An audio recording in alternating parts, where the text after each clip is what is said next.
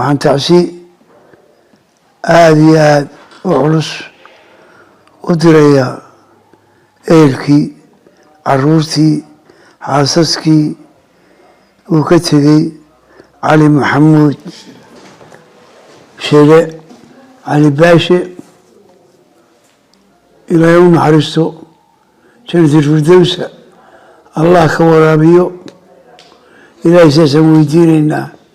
inuu naxariis u naxariisto wuxuu ahaa nin waayeela wuxuu ahaa nin labeynta ceergaaba ah waqtigiisii baa dhammaaday maxay waxaadhisu u dhaceen lama odhan karo naf waliba waa ku xukuman tahay naf walbana waa dhimanaysaa ilaahay jannatul firdowsa ha geeyo ehelkana ilaahay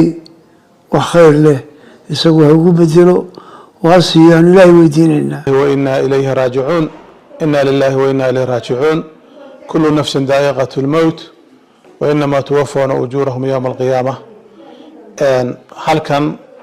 maanta waxaanu tacsi tiiraanla yara uga diraynaa ehelkii iyo qaraabadii iyo qoyskii iyo dhammaan ummaddii taqaanay magaciisa iyo muuqiisaba marxuum cali maxamuud shire cali baashe oo shalay ku geeriyooday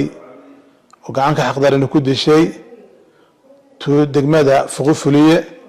waxaan leenahay ehelka iyo qaraabada iyo qoyskaba samir iyo iimaan ilaahay naga siiyo